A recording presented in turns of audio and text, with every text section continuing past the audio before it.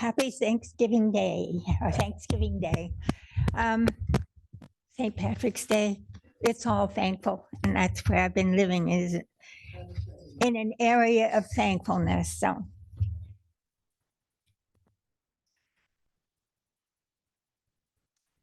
the teacher was walking around the classroom as her students drew pictures. She noticed one little girl drawing so intently. She asked her what she was drawing. The little girl said that she was drawing a picture of God. The teacher kind of laughed, said, "Oh, honey, nobody knows really what God looks like." The little girl, without missing a beat, said, "They will in a minute." Children are wonderful. And I welcome the children we have here today. Today, I'm going to talk to you about redefining moments in your life. My sharing today is based on a book, Your Redefining Moments, Becoming Who You Were Born to Be, by Dennis Merritt Jones.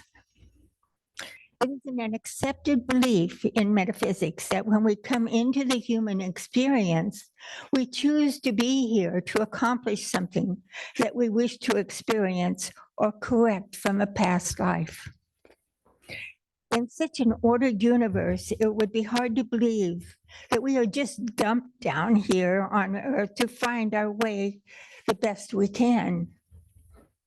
Our consciousness is always aware of why we are here, but our free choice must find our way back to spirit, where we will be guided into a path that will work easily for us to find our authentic self and accomplish what we came here to do. The book starts out with a quote from the human rights activist and Nobel Peace Prize winner, the novelist Elie Wiesel. He said, "When you die and go to heaven, our maker is not going to ask, 'Why didn't you discover a cure for such and such?' The only question we're going to be asked is the precious moment is, why didn't you become you?" Do any of us know who we are? From the time we entered the world, people have been telling us who we are. Some of it may be right, but I'm not sure that all of it is. The thing is that somewhere deep in our belief system, there are things we believe about ourselves that were placed there way before we were old enough to even remember, or if to find the truth.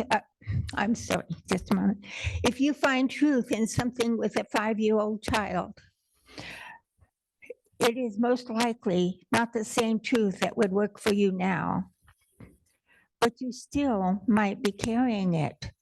If we go deeply into our consciousness, we would find things about us that are not true, never were true, because we have not identified them clearly enough to challenge them.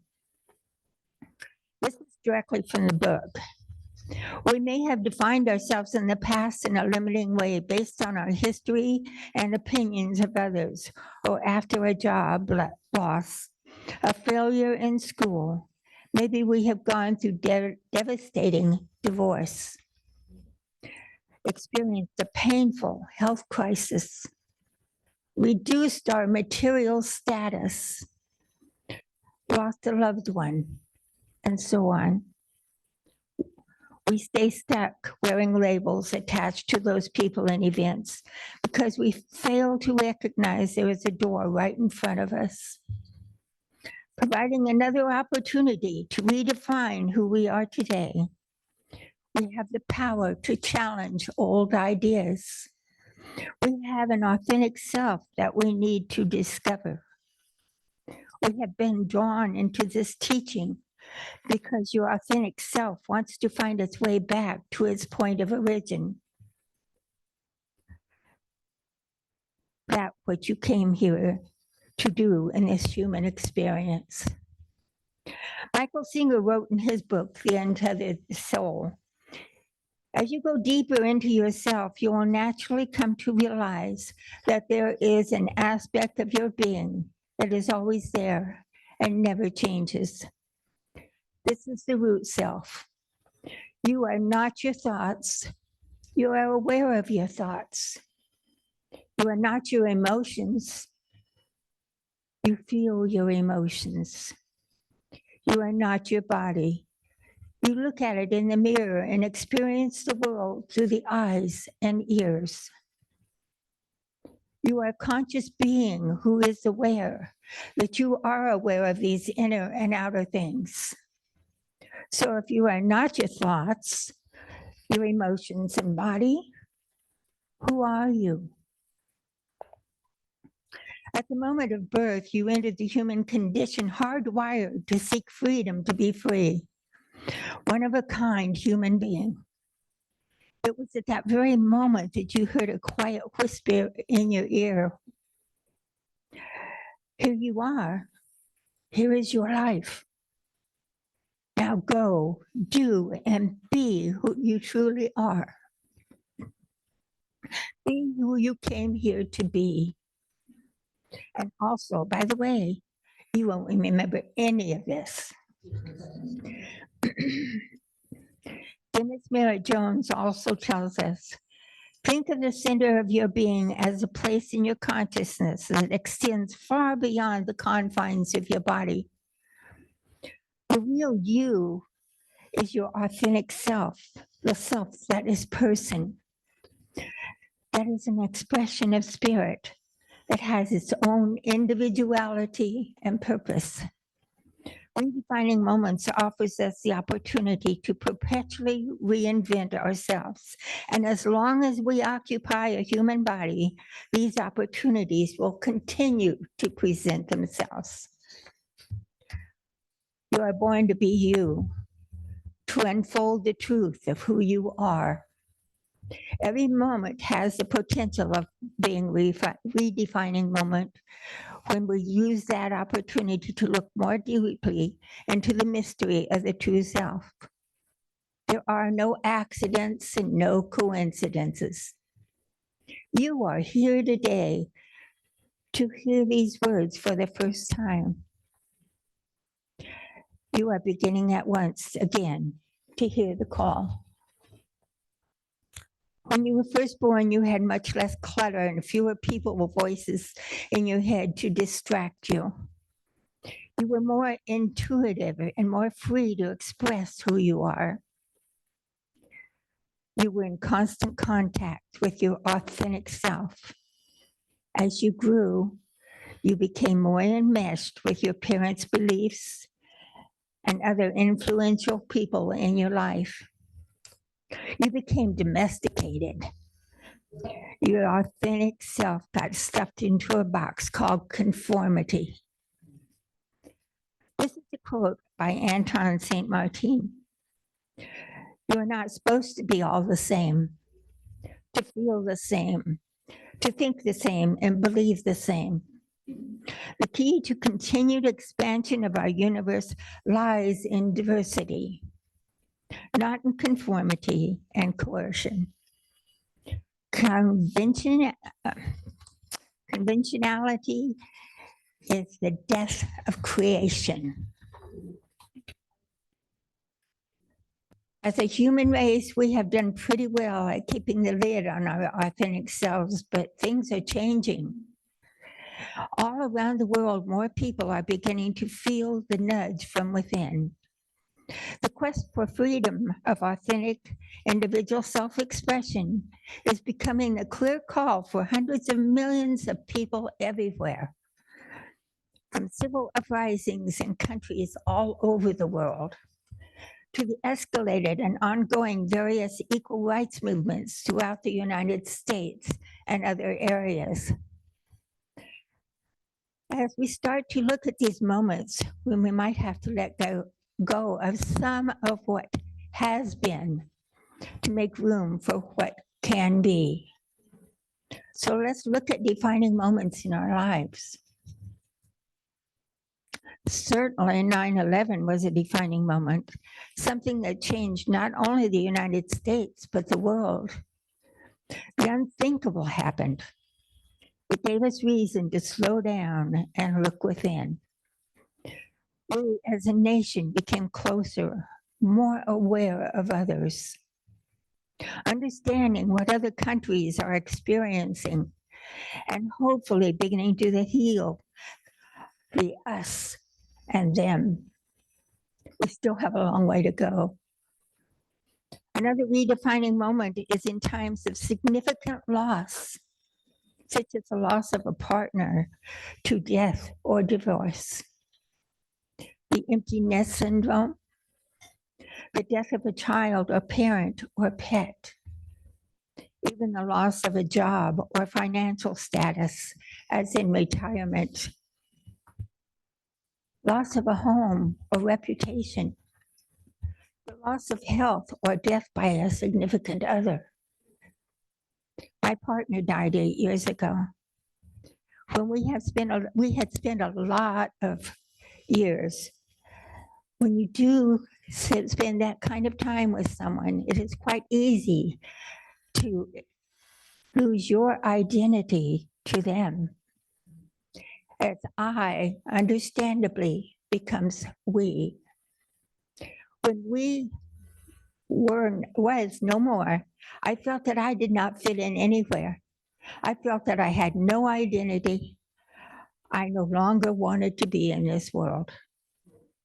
After 9 months of floating around and just existing, I started to enter the world again. One Sunday, I decided to stay for a board meeting at the church I was attending. Much to my surprise and dismay, I heard myself offer to be their interim minister. More like Spirit giving me a serious nudge to get it together and become useful. The emptiness can never be filled. The way for me to honor the relationship was to re-enter and mindfully engage in life. This book reminds me that I am not less because of my loss. In fact, I am more because I carry an imprint of that person, of her essence in my expanded heart. The practice is to remember that while I carry her memory in me, she is not me, and therefore did not then and does not now define the essence of the unique individual I am. The author goes on to say, it is then that you will know that the passing of that loved one can be the marker for a redefining moment, because not only are you clearer on the impact that person had in your life, you also had the opportunity to explore and find deeper parts of yourself, possibly unknown until now. This is what redefining moments do. They allow you to uncover or rediscover that unique part of yourself you may have lost sight of, your authentic self. It's not enough to know this. You have to know how to rediscover the person you came here to be. Spend a quiet time and ask yourself, who am I? You can start with, I'm a spiritual being having a human experience, but you must go deeper. It takes time and deep thought. It's like peeling an onion layer by layer. This is what Dr. Mary Jones says in his book as an example. I'm going to tell you what he wrote. He says, the question, who am I? The answer, I am a man. The question, who am I? The answer, I'm a heterosexual man. Beyond that label, who am I? The answer, I am a father. Beyond that label, who am I? I am a spouse. Beyond that label, who am I? I am an author. Beyond that label, who am I? I am a brother. Beyond that label, who am I? I am a son. Beyond that label, who am I? I am a neighbor. Beyond that label, who am I? I am Caucasian. Beyond that label, who am I? I am a North American. Beyond that label, who am I? I am a victim of childhood trauma. Beyond that label, who am I? I am the owner of a beautiful car. Beyond that label, who am I? I am a horrible golfer. Beyond that label, who am I? I am a good musician.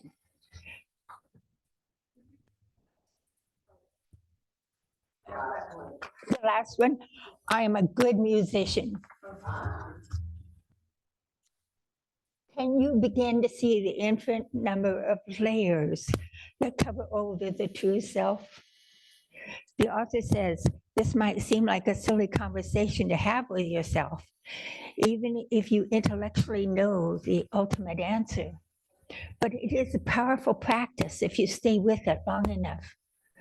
The point is not to cut to the chase and immediately say, I am the authentic self.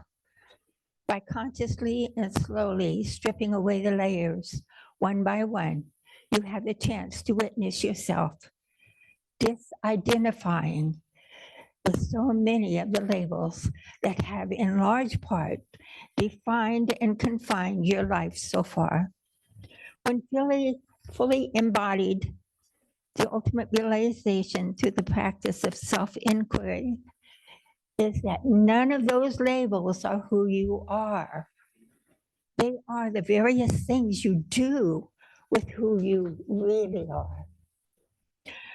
This process can be very powerful if you sit knee to knee with someone you trust and allowing them to look deeply into your eyes while continuing to ask, tell me who you are. And when you have run out of all labels and have reached the simple point of awareness that what you truly are is beyond any description.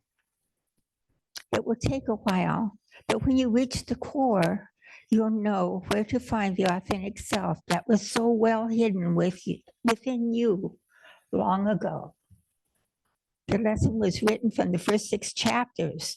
This is good, easy read book to work with if you are interested in going further to find your authentic self.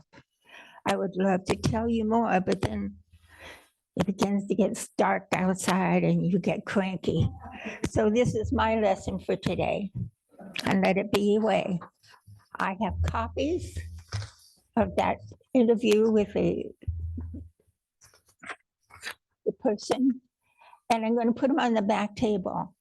And if we should run out, there's a piece of paper there for you to sign and give me your address, and I'll mail you one. So I thank you very much.